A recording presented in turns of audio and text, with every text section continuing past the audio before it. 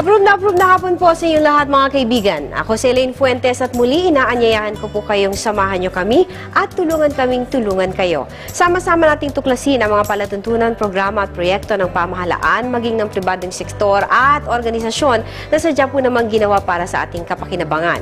Ibahagi rin ang inyong reaksyon, suggestion sa ating email at fanpage na naka-flash ngayon sa inyong screen. Makilahok na kaibigan dahil ito ay palatuntunang sadyang para sa iyo. Dito walang alinlangan dahil dito ituturo namin ang mga pamamaraan. Ito ang approve. Gawin natin to.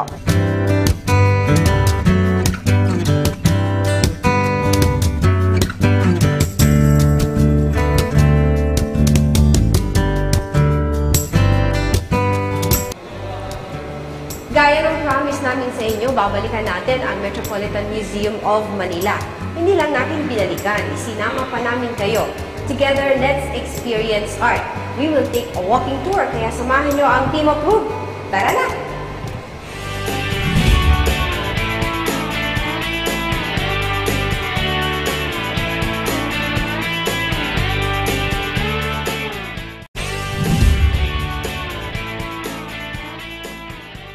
Ang Art for All na mantra ng Metropolitan Museum of Manila o MET ay isang foundation na isa sa mga programa ng museo na ito. Ito ay isang educational activity na para sa lahat na gustong maging bahagi. Ang mga likhang sining ng mga Pilipino at mga gawa na mula sa iba't ibang panig ng mundo ay isa sa layunin ng MET. Dito ay pinapakita ang mga classical Philippine gold work mula pa noong 8th hanggang 13th century gaya ng gold adornments, barter rings at iba pa. Maging ang classical Philippine pottery ng 8th hanggang 13th century ay matatagpuan din sa basement. Ang mga pottery na ito ay ginamit pa ng mga pre-colonial Filipinos bilang mga burial vessels at household implements.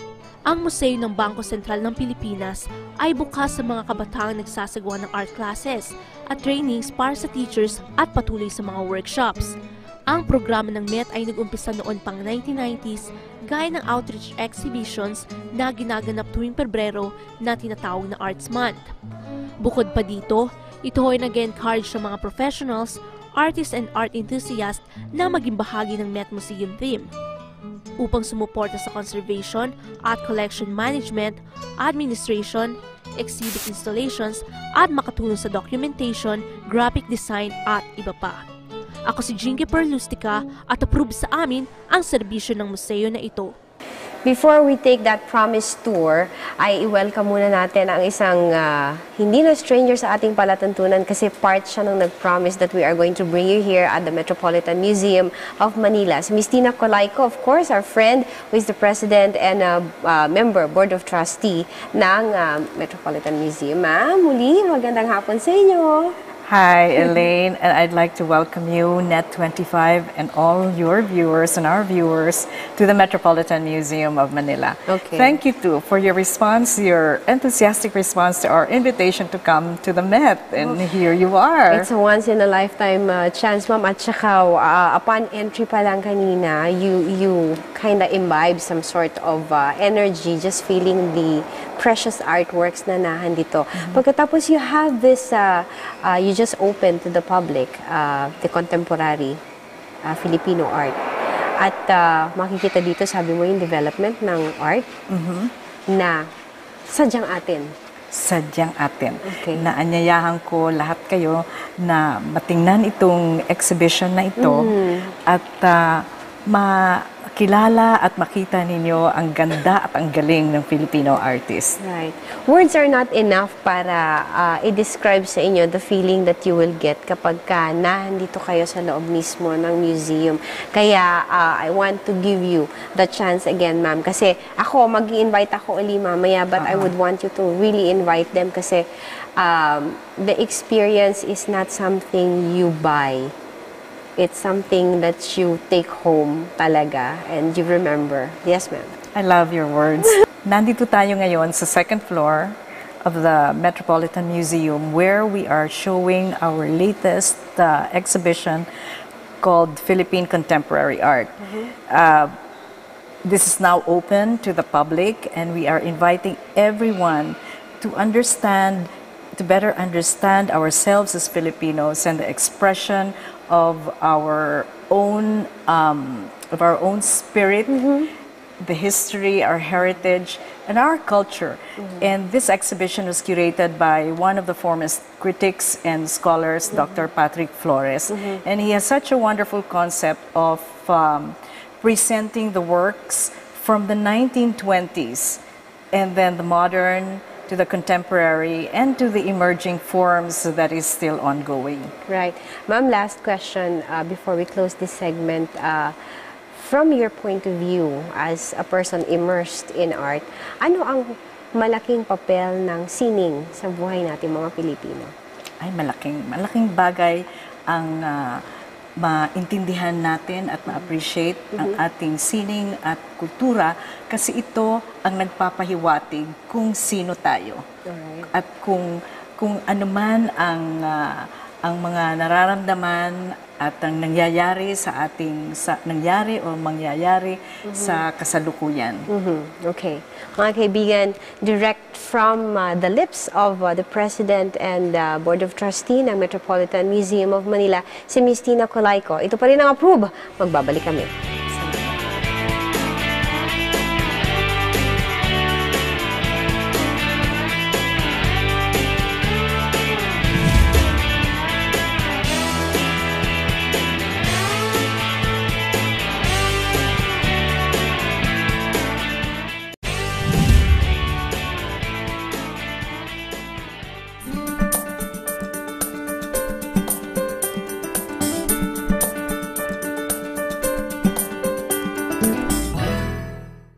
Sa ngalan po ng aming secretary na si Proseso J. Alcala at ng aming director na si Clarito M. Baron, kami po ay nagpapasalamat sa Net 25, lalong-lalo na sa programang Approve, sa pag-imbita nyo sa amin dito sa inyong programa upang maihatid at mailahad ang aming mga programa at serbisyo sa ating mga mamamayan. At kung meron pa po kayong karagdagang katanungan, mangyaring tumawag po kayo sa 525-3470. Maraming salamat po. Maraming salamat sa programang itong Approve.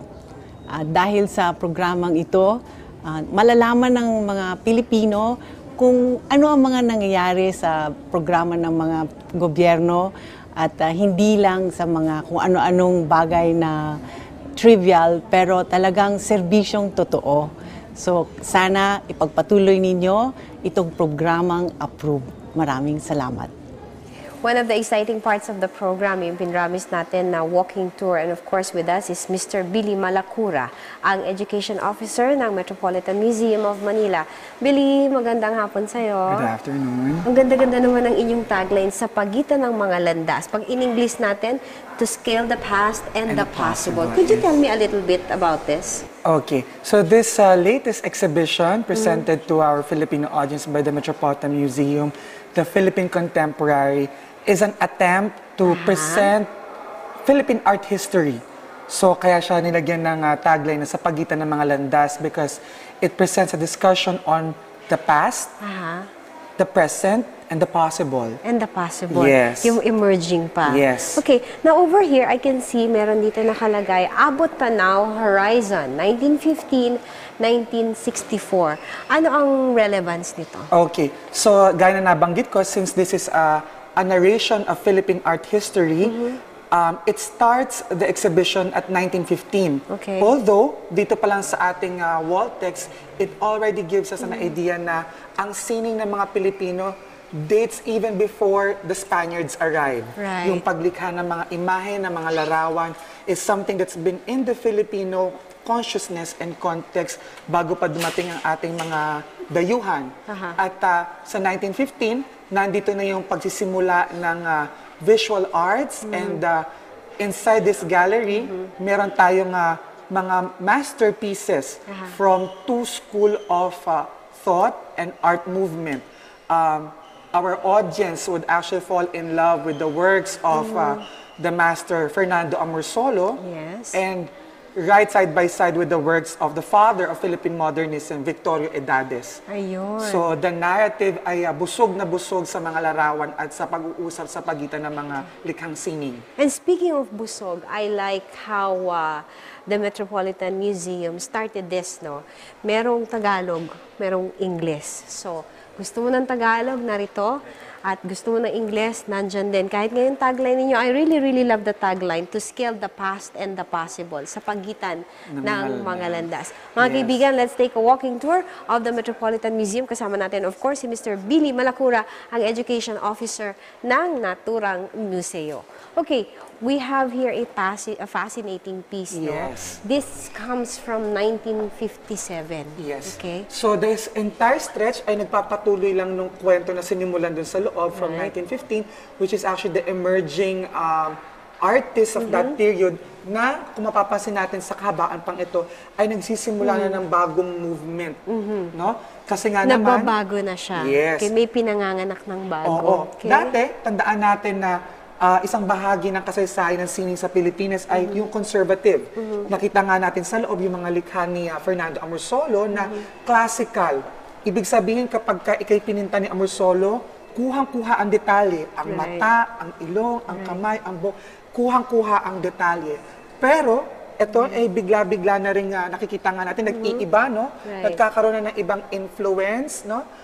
Marami din sa mga Pilipinong manilikha ng sining ang nagkaroon ng pagkakataon na makapag-aral at makapamasyal sa ibang mga bansa, lalo na sa Europa. At doon, nakuha nila yung ibang mga influences from Western artists. At yan ang nakikita natin sa hanay na ito ng mga paintings. Okay. Now, let's not just talk about paintings. We have this piece here also, no?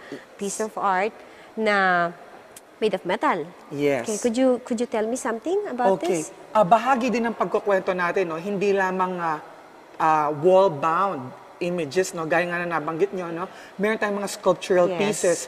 At para sa ating mga viewers, no, nakamamangha din na mula sa mga konserbatibong sculptures na tao, plaster, no, mga statwa, nag-iiba din.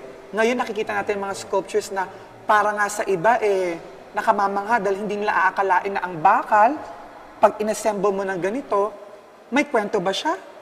Ano ang kwento niya? At maaaring may iba magtanong din na, sining bang maitatawag ang ganitong likhang sining?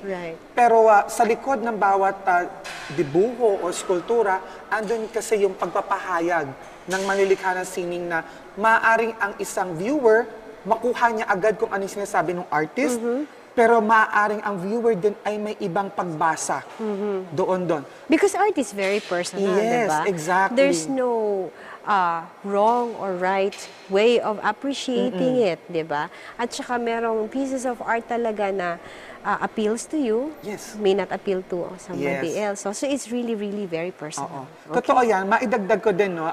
Kaya nga ang slogan din ng Metropolitan Museum is Art for All. Right. No? I love that. Yes. Kasi nga, ito ay nagsimula noong 1986, kung saan nagbago din ang movement dito sa Metropolitan Museum. Mabanggit ko na mula nang itatag ang Metropolitan Museum noong 1970s, no, ito ay venue for international art. Right. Noong 86, pumasok ng Philippine art, dinala na namin ang slogan na Art for All. Kasabay nito, pumasok na rin ang bilingual approach. Gaya na naturo natin kanina na Filipino at English na ang ginagamit na wika sa exhibition. Minsan nga may pagkakataon din nagiging trilingual pa. Depende sa mga exhibition na itinatampok dito. Right. So may mga ka-feature na ibang mga foreign artists at saka groups nag-a-adapt din ang Metropolitan Museum.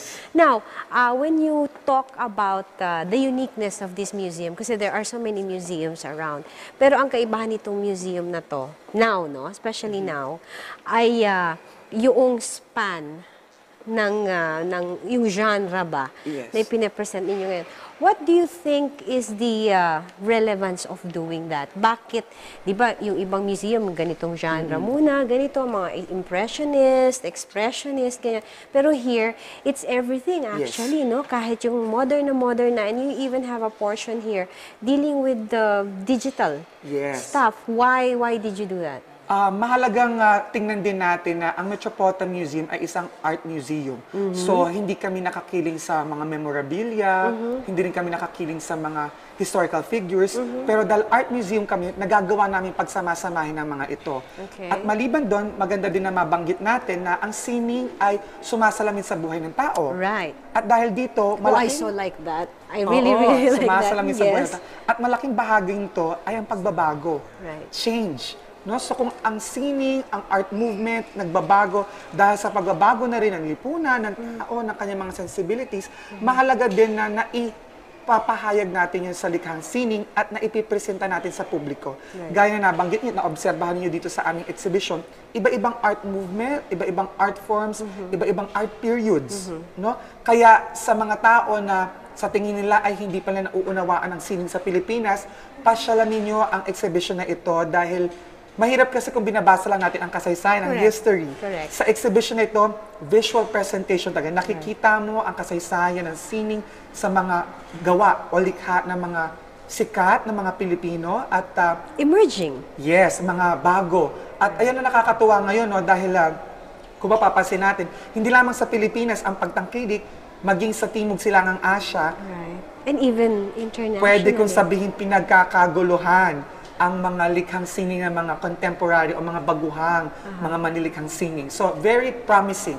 Very promising ang potential natin mga Pilipino. And I guess, mahalaga mabanggit din dito na yung mga bagong manilikhang sining ay na-imbibe ito. Salamat din sa kasaysayan, Right. no, sa history ng ating art forms. A lot of the artworks, no, na pwede nating sabihin na in-appreciate overseas, may kinalaman sa ating history, sa political upheavals. Yes. So, ito ay integral part din ng ating history as we do and as we appreciate and as we push forward art. We are being part of history. Exactly. Okay. Totoo yun. Maganda nabanggit nyo nga yun, no, na ang mga likhang sining, mga pagpapahayag yan ng mga bahagi ng ating kasaysayan. No? Right. At nakatutuwa dahil nga pwede nating masabi masyadong marami ng pinagdaanan ng mga Pilipino. May malalim, may masakit. No? Yes. Kaya May maaari magulo. nga magulo. No? Yes. Itong mga matatawag na idiosyncrasies ng ating lipunan Right. ay kung tutuusin, nagpapalusog at nagpapataba doon sa ating mga art forms. Right. Kasi nakikita natin na ang dami-dami niyang ikinukwento. At kung ako tatanungin, maaari din na masabi na ito marahil ang dahilan kung bakit maraming mga bansa ang tumatangkiling sa ating sining dahil nga ang dami niyang pagpapahayag.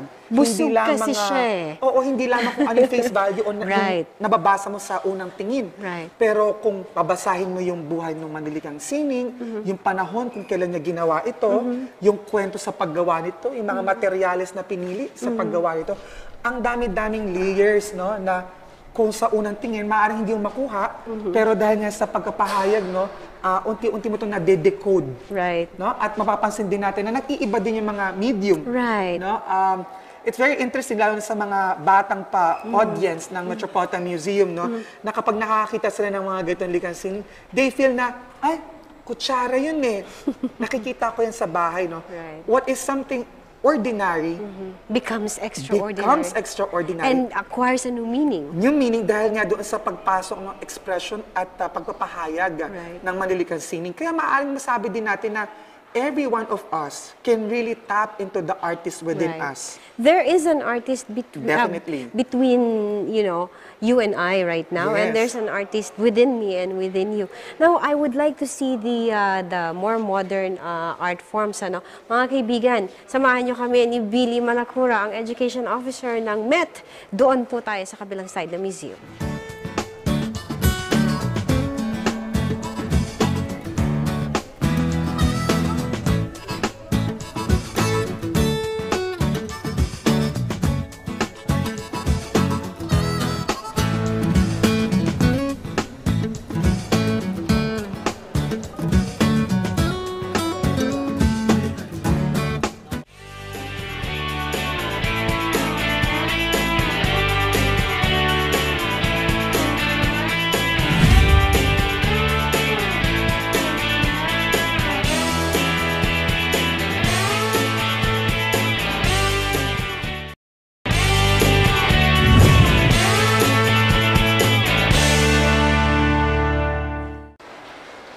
Napakaraming treasures dito sa Metropolitan Museum of Manila. And you really have to experience it. Hindi magkakaroon ng justice kung makikita nyo lamang o mababasa nyo sa libro. Meron silang mga free days na inihahandog para sa sambayan ng Pilipino. So, go to their website at alamin kung paano kayo makakapunta dito. Lalo na yung mga pamilya. Art is for everybody. Walang pinipili yan. Ano po? Approve na 30 minutes kasama kayo. Tandaan, ito ay palatuntunang para sa inyo. Tuwing Martes at Huwebes, alas 5:30 ng hapon, kami po ay inyong makakasama. At your service, ako si Elaine Fuentes at ito ang Approve. Gawin natin to.